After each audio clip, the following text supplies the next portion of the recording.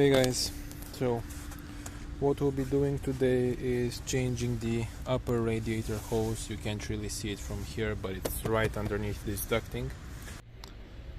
Just as a side note, what I'm about to show you, even though the repair will be done on the 5.2 V10 FSI, the same also applies for the 3.2 FSI and the 4.2 FSI. So even though the hose itself will be a little bit different, the process is exactly the same.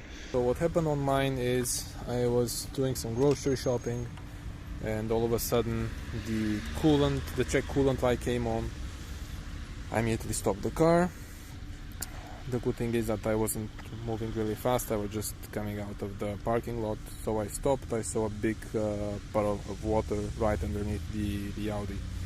And yeah, and smoke was coming out of the engine. So what happened was, this part is little plastic piece that's like a neck onto another plastic fitting.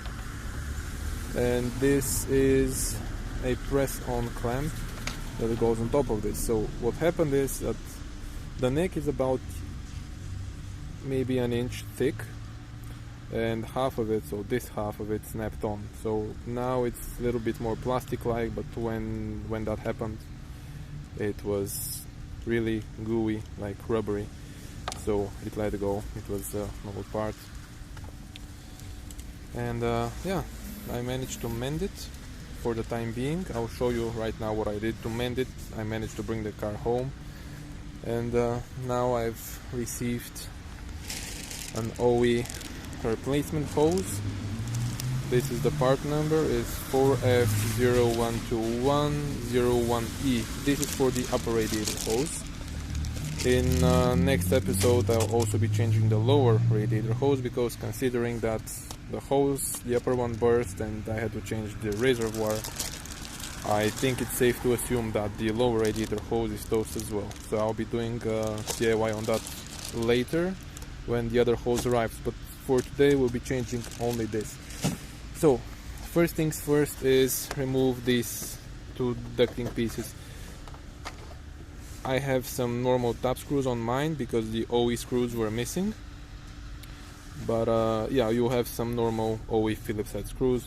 Go ahead and remove those and just pull on this way and up, and this part together will come out. I'll do that and I'll show you what we'll do next. So with the two janky tap screws removed, you can just pull on this, and as you can see it's released.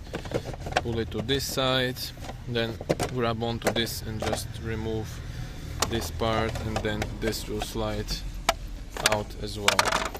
Just put that to the side so that doesn't interfere. And right now here you can see the upper radiator hose. So now we'll need to go ahead and remove that. From what I see, there is, so this is the clamp that I put on instead, just to hold it in place. It's a normal clamp with the screw on it, and right down there is the other clamp that we'll need to remove as well. So what we'll do next is remove this, which I did, and no, actually you don't need to remove this, because this fitting, so this plastic fitting right here, is supposed to come with the hose entirely. So you don't need to remove this if you mended it somehow. Just, there is a little pry pin, little metal pry pin right there. Just stick a flathead screwdriver, pop that off, and remove this hose clamp right here, and remove that hose clamp right there. When that is removed, I will show you what to do next. If you are having trouble removing the hose clamp right there, you will need to also remove the airbox. So what I've already done is I have moved this piece of intake pipe out of the way. All you need to do is loosen these clamps, this one right here and this one right here, and then you'll be able to just put this out of the way a little bit. At that point, the air box will come in two pieces. So the first thing is, you see these Phillips head screws 1, 2 and 3. We'll need to loosen those. I'll do that off camera and I'll show you what to do next. With the Phillips head screws loosened, they are captive screws, so they won't come out all the way. As you can see, they stay in place. You will need to remove this piece of piping. With the Phillips head screws loosened, right here, they are captive screws, so they won't come out all the way. You also need to take this coolant hose. So this is for the overflow. So remove this coolant overflow hose from this bracket right here, and then, as you can see, now the upper part of the intake, the air intake box, can come up. There is a wire, this wiring right here. This is for the mass airflow sensor. You can unplug it or just put this out of the way, and then you can see here, now you have a lot more access to the hose that's there, and also to the hose clamp.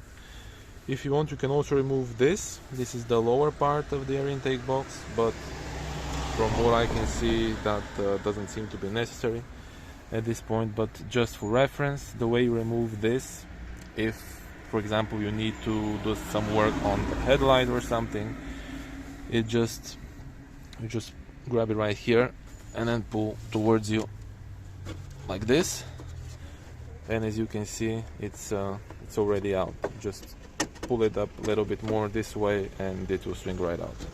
I won't do this because, like I said, it's not necessary, but if for any reason you decide that you need to, or you have some other work that you need done to the headlight, then you know how to remove this. So guys, I managed to take out the low radiator hose.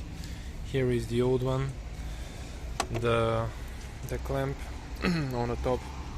So actually the plastic fitting didn't play nice, and it actually disintegrated completely. Here are some of the other parts from it. As you can see, this was supposed to be like this, and this part was supposed to be there. There were also another little piece that's currently missing. So yeah, this little guy. So it completely disintegrated, but at least the fitting where the upper radiator fitting is completely safe and sound. There are no issues with it. Now you just take out your new hose, put on the clamp right here where it is set to put it right here. Put the clamp in, clamp it to this metal pipe, and then plumb everything back up. I will show you when everything is done, but as you can see, this is quite an easy DIY. As you can see, now everything is buttoned back up. I have assembled back the air intake box.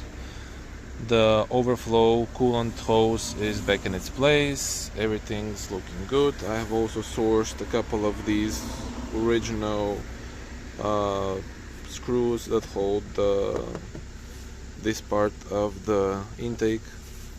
Now they look exactly the same as the other side. No more janky top screws. By the way, these are T25s. If you happen to have those already on, by removing them, you will need a T25 bit. Now the last thing you need to do is fill up your expansion tank all the way to the max where it says right here, and run the car for a little bit in order for it to warm up. So the thermostat will open and you need to bleed the system, because obviously there was a leak and air got inside. So the procedure for this is you power on the car, you put on the heat to max, and let it warm up a little bit. when the car is warmed up, you will need to move this cowling. You can see there's some garbage here as usual, and you'll need to locate the bleed screw, which is, I'll show you right now where that is. It's right there. That right there is the bleed screw. So you need to loosen that up and run the car for a little bit. When you get that steady stream of water coming from the bleeder screw, you will probably need to top up a little bit more coolant. G12, this is what it takes, as you can see here from the expansion tank, and you can put everything back up, and that's pretty much it. Thank you guys for watching. Hope this video helped you. If it did, give it a thumbs up and consider subscribing to the channel for more videos like this.